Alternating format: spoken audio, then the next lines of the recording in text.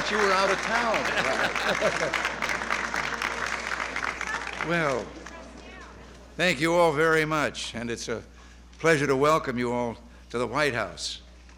I know that I used to talk about some of you on my broadcast when I was sports announcing, and now I get to meet you in the flesh. I'm trying to remember what all I said about all of you, too. Well, the Champion of American Sports exhibit was a champion idea, and I think we all owe Dennis O'Toole a debt of gratitude for his origination of the concept. And thanks to Beverly Cox and Mark Pachter and Ken Yellis for all the work they did to make it come alive. Sports have played an indispensable role in the development of American character. You who are participants have provided, especially for young Americans, I think an inspiration, something to look up to. It was sports heroes in my day that created in me the ambition to participate in sports, first in high school and then in college. Indeed, if it hadn't been for football, track, and swimming, I might not have been able to go to college. We didn't have athletic scholarships in those days. You had to do things like wind the clock in the gym.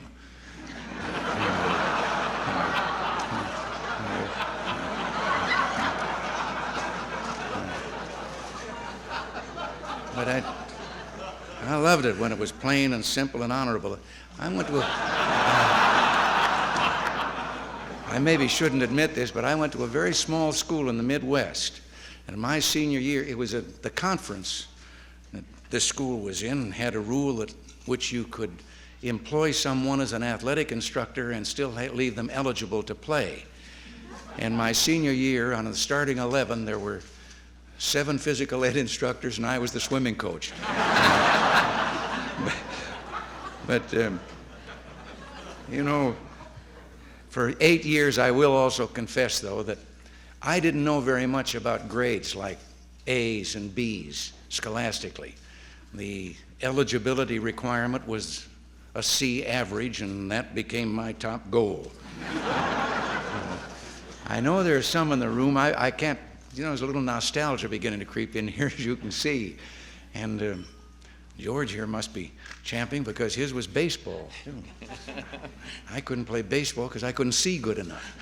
That's why I turned to football. The ball was bigger and so were the fellows.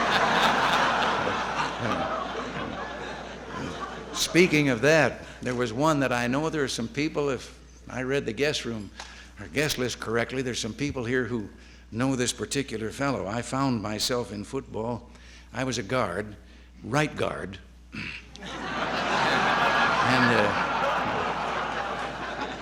And I was playing against a fellow who later was all-pro tackle with the Chicago Bears for 8 years, George Musso.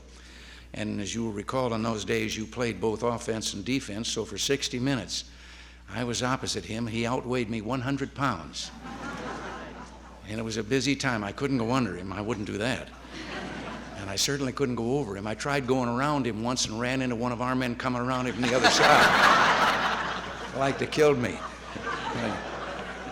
But enough of that. The men and women of sports have done much to bring this country together. One of our first great sports heroes was John L. Sullivan at a time when there was a great discrimination in this country against the Irish. And when Jim Corbett finally took his world title away from him, Sullivan won the hearts of the nation with his words, "I have fought once too often, but if I had to get licked, I'm glad it was by an American." Years later, another champ, the Brown Bomber, Joe Louis, would capture our hearts. And what American can forget the pride that swept this country last year when our U.S. Olympic team, ice hockey team, beat the Russians?